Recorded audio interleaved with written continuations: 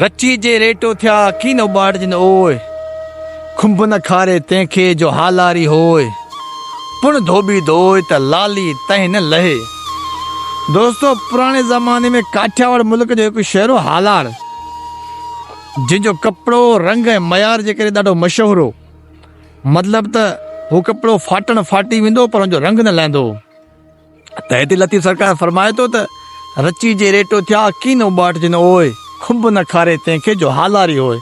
यानी जेको इंसान या जेका का शइ कंहिंजे रंग में रंगजी वेंदी आहे त उहा कुमाए बि न आहे। पोइ जंहिंखे जो रंग लॻे, ॻाल्हियूं त ॻुझ जूं आहिनि, ॻाल्हियूं त रमज़ परोड़ जूं आहिनि, जेको न परोड़े।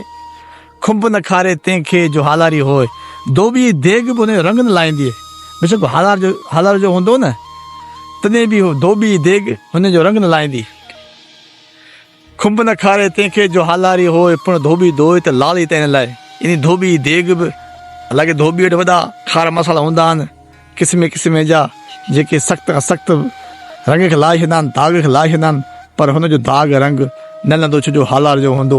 हे ॻाल्हियूं त रमज़ परोड़ जूं आहिनि, जंहिंजो रंग लॻे उहो रंग हुन तां कॾहिं न लहंदो आहे।